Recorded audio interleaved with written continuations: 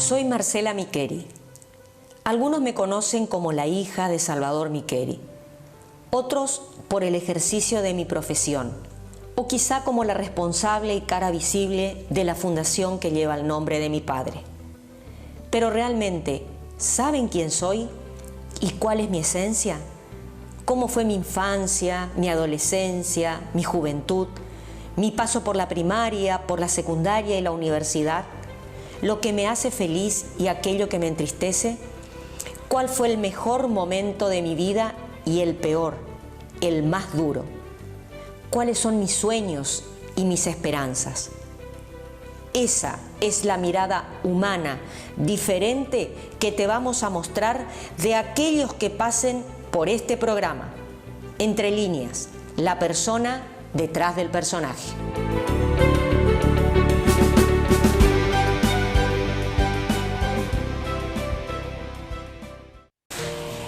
Bueno, la verdad que es un placer estar con esta persona. Él es abogado, político, diputado, presidente de la Cámara Baja, es papá, es abuelo, es hermano, es amigo.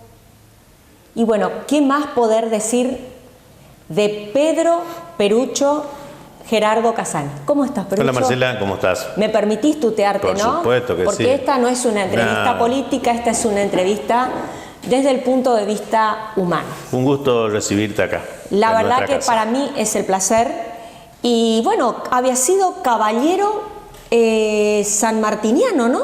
A ver, contanos un poquito esa experiencia. En realidad, ese título honorífico nos lo otorgó el Congreso del Perú y la Asociación Sanmartiniana del Perú.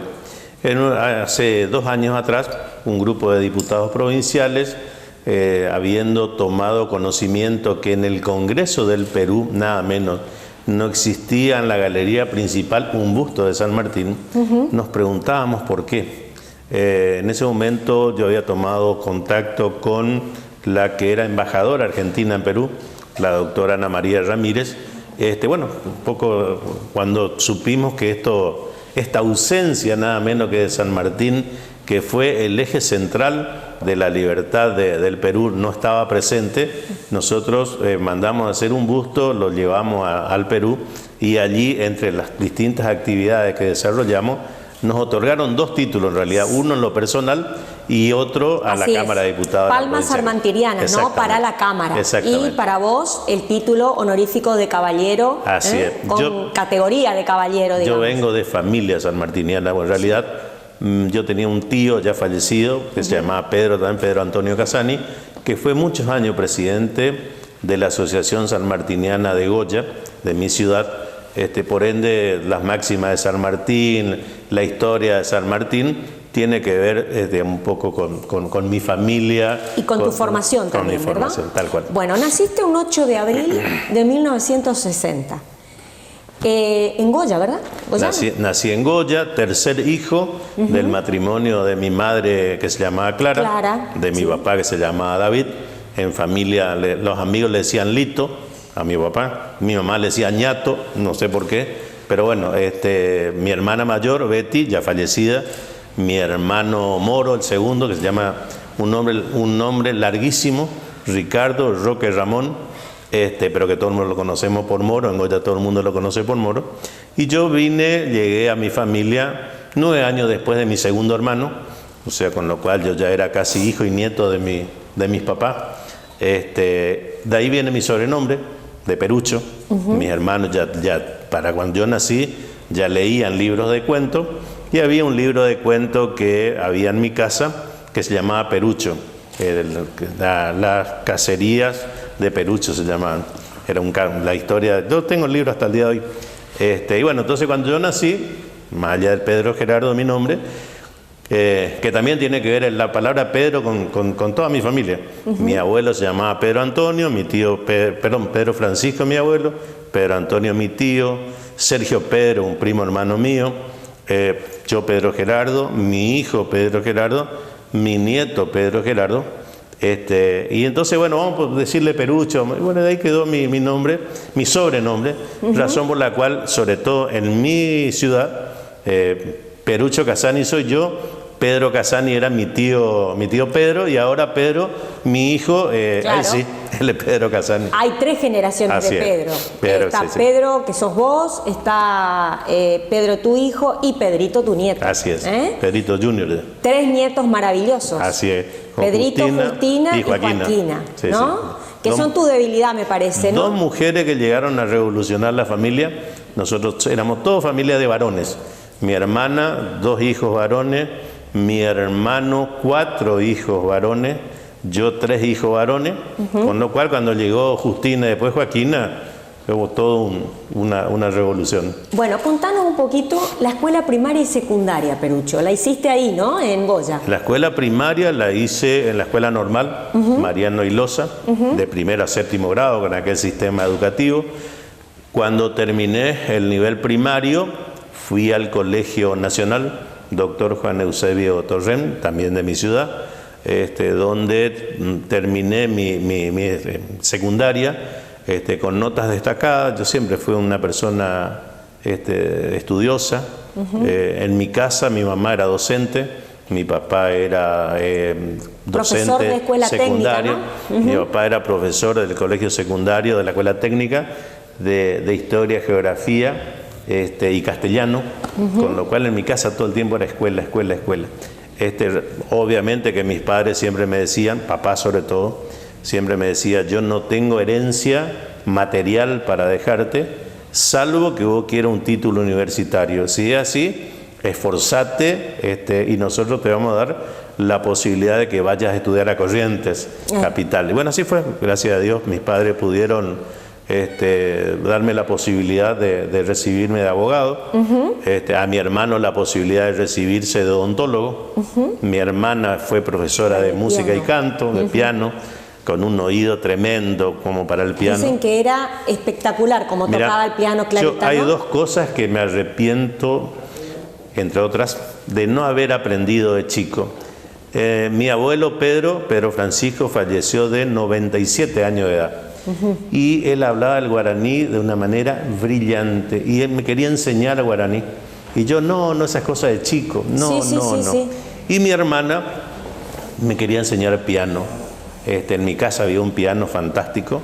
Ella estudió en el instituto ahí en la ciudad de Goya, Fracassi era el instituto. Y después tenía una capacidad, un oído que escuchaba una canción por radio y se sentaba al piano y era la verdad que era exquisita del piano. Y yo esas cosas de chico me gustaba la guitarra más que el piano, fíjate vos. Pero bueno. Y bueno, tu venida a Corrientes en la universidad. Contanos un poquito cómo fue ese arribo a Corrientes y ese encuentro con la política, si ya lo hacías en Goya o te encontraste acá con la política. Cuando me terminé mi colegio secundario, yo nunca tuve dudas que lo que quería estudiar. Yo desde muy chiquito tenía una fuerte vocación por el derecho, por la abogacía. O sea que cuando terminé la secundaria, todo lo que hice fue averiguar rápidamente qué documentación necesitaba para inscribirme en la facultad pública, por supuesto, en la universidad pública. Vine a estudiar a Corrientes con todo lo que significa el desafío del desarraigo, el venir de dejar de ser el hijo de papá y mamá en la casa, de tener, gracias a Dios, la ropa lavada, la ropa muy mimado. planchada. Me contaron que es muy malcriado, ¿no? Malcriado, sí. Por los abuelos. Por mis abuelos y por mi mamá sobre todo. Mi mamá era recontra malcriadora. Yo cuando yo tenía 11, 12 años, en esa época nos acostumbrábamos sobre todo en el interior, a sentarnos en la vereda, a la noche, obviamente en verano, en primavera. Nos sentábamos en la vereda y los vecinos también. Y mi madre siempre tenía un sillón de hamaca. Y yo ya era grande, 10 años, 11 años, de físico grande. Y siempre mamá me decía a la noche, vení, sentate en mi regazo, porque dentro de poco ya no te voy a poder alzar más. Así que bueno, por supuesto que un poco para referir. Entonces te decía, Vine a Corrientes con todo lo que significa este desarraigo, este desafío. Al poco tiempo que comencé la carrera universitaria, a los 6 o 7 meses de comenzar abogacía, a mi padre le detectan un cáncer de riñón, con lo cual en ese momento no había, por supuesto, la aparatología que hay ahora. Hicimos un esfuerzo económico, fuimos a Rosario, allí le extirparon su riñón completo, pero nos decía el médico que lo trataba, no había manera de establecer o detectar si se había extirpado todo lo que tenía que ver con la cuestión oncológica o no, y que había que transitar 5 años de controles durante semestrales. Por supuesto que a partir de allí a mí se me abrió en mi vida un gran interrogante. Si mi papá se moría sin que yo me hubiera recibido como universitario, se me hubiera complicado mucho poder continuar. Los sueldos de docentes siempre en la Argentina fueron escasos, digamos. Así que eso me determinó que yo no podía hacer nada para curar la enfermedad de mi papá, pero sí podía hacer algo para adelantar algunas cosas que dependían de mí, entre ellos era la carrera universitaria. Así fue que gracias a Dios me pude recibir rápido. Felizmente mi papá vivió 20 años más. Gracias a Dios. Así que bueno, la verdad que esto también tuvo que ver, digamos, un poco para agudizar mi responsabilidad, que yo siempre la tuve como estudiante y que siempre se lo trasladé a mis hijos, el de estudiar, a mi nieto también, porque seguramente a mis 2 nietas cuando ya estén en edad escolar o preescolar también, porque, repito, la formación que tuvimos es con la educación, uno, digamos, no tiene techo. Así Cuando, digamos, la educación es una gran igualadora de oportunidades, no importa dónde naciste, pero si tuviste la posibilidad de educarte, el techo que tenés es altísimo, poder recorrer cualquier. O por lo menos hay más oportunidades, ¿verdad? Y en ese momento la Argentina no vivía un momento democrático. Yo me recibí de abogado todavía con un gobierno de facto, por lo cual política cero. Me recibo de abogado, me vuelvo a mi ciudad a ejercer la profesión. Al poco tiempo se reinaugura el periodo democrático en la Argentina, cuando gana Alfonsín en la Nación y gana José Antonio Romero Feri como gobernador en Corrientes, y ahí comienzo a participar yo en la actividad política, que siempre me gustó, pero que cuando estaba en secundaria y en terciario no había democracia en la Argentina. Cuando volviste a Goya empezaste en un estudio jurídico, ¿verdad? Y tenías la intención de ir a hacer un posgrado a La Plata. Así fue. Pero no pudiste. No, en realidad tomé la decisión de no irme. Cuando estaba próxima a recibirme en la facultad, me becaron desde la Facultad de Derecho, me becaron a 2 congresos internacionales que se hicieron en la ciudad de La Plata. El último que participé de ese congreso internacional tenía que ver con el abuso del derecho, me acuerdo como hoy. Y que la verdad que me familiaricé en esos días que estuve con el clima estudiantil, que para mí en lo personal era impactante lo que era la ciudad de La Plata. Me inscribí para hacer el doctorado en Ciencias Políticas. En el interín surgió la posibilidad de quedarme al frente de un estudio jurídico en Goya que estaba en funcionamiento y bien armado. El profesional que estaba allí había resuelto, digamos, dedicarse él a la vida política plena, con lo cual yo soy de los que cree que las oportunidades se presentan una sola vez en la vida. Y entonces tenía que elegir o entre ir a hacer el doctorado 2 años a La Plata y volver a Goya, o quedarme al frente del estudio jurídico, que finalmente fue mi decisión de resolver esto. Pero siempre, más allá que no hice el doctorado, siempre me ocupé y me preocupé en capacitarme fundamentalmente en temas políticos. Totalmente, eso me consta, digamos. Bueno, vamos a un pequeñito corte. Perfecto. Y volvemos con el doctor Pedro Perucho Gerardo Kazán.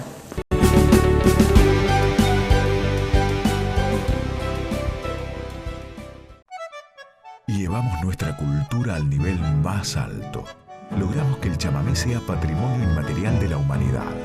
Durante Durante la pandemia, sostuvimos a nuestros artistas y muy pronto esperamos volver a celebrar juntos la Fiesta Nacional del Chamamé, el Carnaval, Tarahui Rock, la Feria del Libro, la temporada del Teatro Vera. Entre todos estamos haciendo hoy la provincia que soñamos siempre. Gobierno Provincial.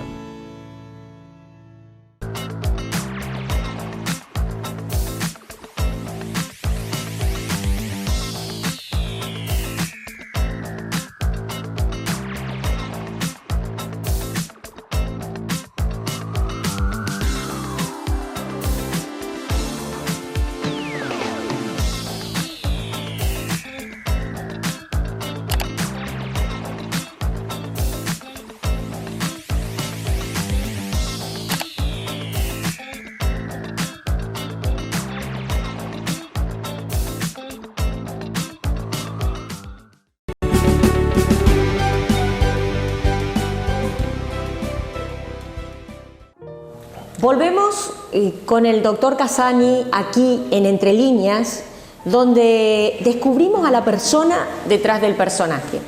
Y le tenemos una sorpresa a Perucho, y me gustaría que veas un videíto, Perucho.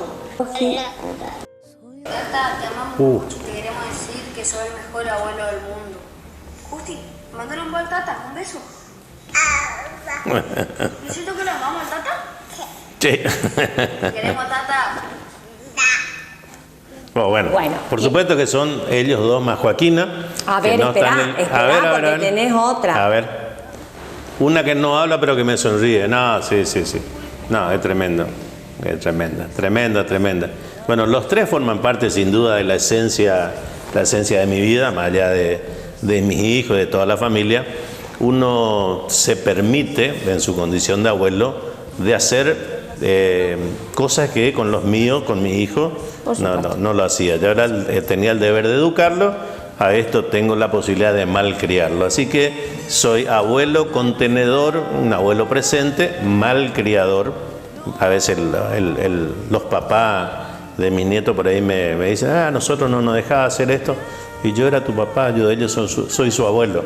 Así que sin duda forman parte Sé que Pedrito se corta en el mismo peluquero que vos, así que lo pasás a buscar y se cortan los dos juntos el pelo, ¿verdad? Sí, no, y con el más grande, que es Pedrito, ya, digamos, hablamos de otras cosas, obviamente. Con Justina, acompañándola, y con Joaquina, por supuesto que tengo por lo menos la ilusión de que me conoce, me reconoce, porque cada vez que la veo, yo le digo, hola, mi amor, y ella... aletea, parece una mariposa. No, lo que pasa es que Joaquina tiene la sonrisa a flor de cara todo el tiempo. Los tres tienen una tremenda bondad, un tremendo amor. Bueno, felizmente que sus papás se los pueden brindar. Así es. Vamos a remontarnos a años atrás, y si yo te digo Carlos Cipollini, a vos a ti te remonto. Un amigo incondicional que me acompaña de hace 20 y pico de años, una persona, primero que todo correcta, seria, comprometida, no competitiva, que eso es muy importante en la actividad política, un tipo lleno de corazón, de entrega, un amigo que trabajamos juntos, ni siquiera, digamos, no tenemos una escala distinta. Yo a Carlos lo considero en la misma escala, porque así es la amistad. En quien podés confiar las 24 horas del día, los 7 días de la semana.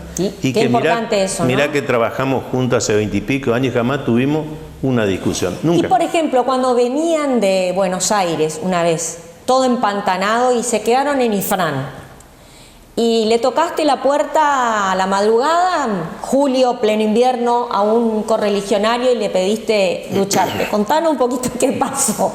En ese momento la ruta de Goya a Perugorría no era de tierra, y era tierra negra, era realmente difícil transitar. Días de lluvia te diría que era prácticamente imposible.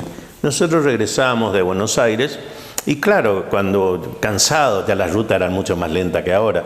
No había la autovía que existe ahora, ¿no? Y la ruta 14 no existía, era una ruta de una mano de ida y una de vuelta. Y cuando vos querés que las cosas ocurran, aunque la naturaleza te dice otra, había llovido. Y nosotros no, vamos a ver, capaz que pasamos, si no teníamos que dar toda la vuelta por Mercedes, 9 de julio, de Mochado, Santa Lucía, ya la Valle Goya. Ya llegamos a la noche a la parte allí de Solari, estación Solari. Paramos la estación de servicio y le pregunto al que atendía el surtidor, le digo, che, ¿llovió mucho? Sí, llovió algo, me dice. Pero vos creés que sí, va a pasar, me dice. Bueno, agarramos, nos mandamos, casi con la convicción de que iba a ser difícil, pero queríamos poder acortar camino. Veníamos cansados, la verdad. Bueno, bajamos a la parte de tierra. Por supuesto que el vehículo se iba para acá, se iba para allá. Yo manejaba, teníamos que, digamos, nos turnábamos. Cuando el vehículo se caía de la huella, los muchachos buscaban. Por supuesto que teníamos barro hasta la rodilla. Y llegamos, después subimos al asfalto, gracias a Dios, y teníamos el problema que nos quedábamos sin combustible. Tanto fue, digamos, las aceleradas en la parte de tierra, que nos estábamos quedando sin combustible. En cualquier momento nos quedábamos en la ruta. Cuando ya accedimos a la parte del asfalto, paramos en la casa de un amigo que era políticamente afín conmigo, de apellido Novo, ya fallecido lamentablemente. Era como las 4 de la mañana, 3:30, 4, un frío, pero un frío que pelaba. Bueno, golpeamos la puerta y abre la puerta. Perucho, hola doctor, él no me tuteaba. Pase. Bueno, Ramona se llama la esposa, que sí que vive todavía. Bueno, pasamos allí y me dice, bueno, che, Leo, ¿será posible que nos puedas convidar con un poco de combustible? Porque si no, no llegamos a olla. Pero sí, venga. Y claro, cuando nos ve todo embarrado, nos dice, venga, le voy a prender la bomba de agua para sacarse el barro. Bueno, mirá, Marcela, el agua salía en cubito. ¡Ay, nos morimos! Casi, era una cosa así que... Y yo le decía, para ahí nomás, porque yo me estaba por morir, te juro. Nos estábamos por morir... De frío. Así que bueno, eso nos quedó. Y él nos decía, con su lenguaje de campo, nosotros siempre nos acordamos, con mucho respeto. Por supuesto. Nos decía, no te preocupes, va a calentar tu pie enseguida. ¿Pero qué? Creo que salimos ahí con los pies con un cubo, como si fuese un cubo. Son las anécdotas que nos quedan de nuestro viaje. Exactamente. Y bueno, ahora vamos al momento más íntimo, ¿no? ¿Cuál considerás que fue el peor momento de tu vida? Las pérdidas físicas. Cuando murió mi padre, cuando murió mi madre, cuando murió mi hermana. Esas son las cosas que no tienen... retorno, ¿verdad? Primero que no tienen justificación, porque la muerte nunca se justifica. No, exactamente. Y uno, aunque sienta, porque obviamente que es lógico y natural que los papás se van antes que los hijos, no siempre, pero es como que uno consigue lo natural, y cuando nuestros padres se van haciendo más viejos, uno entiende que en algún momento el motor se para y la partida está. Pero uno intenta prepararse para ese momento, y bueno, cuando llega, por supuesto, te das cuenta que nunca estás preparado, que por más que te hiciste la idea, estas cosas te sorprenden. Hay un antes y un después de eso, ¿verdad? Sí, sin duda. Mira, yo tengo debe ser nomás como una manera de negar la muerte de mis padres. Papá era un hombre muy rutinario, sobre todo después que se jubiló, para él era su casa, él no salía muy poco, siempre tenía un sillón en el living donde él se sentaba allí, o para mirar televisión, o cuando llegábamos nosotros como de visita, ese era su lugar, su sillón. Cuando murió mi padre, ir a la casa de mamá era entrar y ver el sillón vacío, era para mí, era duro. Entonces inventé la metodología de buscar la mamá y llevarla a mi casa. Entonces yo la llamaba para visitarla, yo la visitaba pero en mi casa. Yo la llamaba por teléfono, mamá, te busco y vení para casa. Bueno, era seguramente una manera, yo ahora miro, ¿no?, a la distancia, seguramente era una manera de de no asumir, digamos, esa circunstancia, la partida. Y después, cuando fallece mi madre, nunca más volví a la casa de mi mamá. Nunca más volví a entrar a la casa de mis padres. Allí vive un sobrino, la casa está, por supuesto. Murió mamá y no entré nunca más a mi casa. Debe ser, digo yo, una forma de mentalmente bloquear esa parte de ese faltante, de ese vacío, como decir, como que no me voy, entonces todo sigue como igual. Cuando la última vez que me fui. No creas, no sos el único. Y si te pregunto el mejor momento de tu vida. Muchos, comenzando con el nacimiento de mis hijos. Pero muchos, la verdad que gracias a Dios la vida ha sido y es muy generosa conmigo. Yo llegué a lugares, pero no estoy hablando de la política, a cosas que nunca me hubiera imaginado. Nunca estuvo ni siquiera en mi proyecto de vida y considero que he tenido una buena estrella. Una buena estrella. Sí, y después en el camino tener desilusiones, amargura, enojos. Traiciones sobre todo, ¿verdad? Sí, de todo un poco, pero si yo tengo que hacerte una síntesis de mi vida, conmigo ha sido extremadamente generosa. Generosa. Y contame, ¿algo pendiente? ¿Algún sueño pendiente? ¿Alguna cosa que te queda pendiente? No. Hay objetivos que sigo teniendo, digamos, como dirigente político, como hombre político, pero son cosas que a esta altura, sobre todo en mi vida, Marcela, siendo todavía joven, porque me considero que soy una persona joven, por supuesto, sí intento que la vida me sorprenda. Ajá. Todavía, porque si vos tenés una vida muy estructurada. Vení. Ahí está mi nieta, mira. Ahí está Justina, una de ellas. ¡Esa tan linda! Mira esta visita inesperada. Vení con el tata. Vení con el tata. Vení, mira el librito que me trae. Vení conmigo. Vení. Mira. Justina, ahí está Justina, mira. Esta es Justina, mi nieta mayor. Y bueno, qué mejor cuadro para darnos cuenta de que sos un hombre pleno, como persona, como ser humano, y también desde lo político, ¿no? Y cerrando hoy con Justina, que es un amor, mi vida, en tus brazos, yo te hago una pregunta. Sí. Si vos no fueras Pedro Casani, diputado, presidente de la Cámara, fueras un ciudadano común. Soy un ciudadano común, ¿eh? Ya lo sé. Con más responsabilidad. Con más responsabilidades, sí. Pero salite de tu esquema, del lugar de responsabilidad que hoy tenés. Y si fueras alguien de la calle, ¿qué le pedirías a Perucho para mejorar su calidad de vida? Que no renuncie a su compromiso de que la gente pueda vivir cada vez mejor.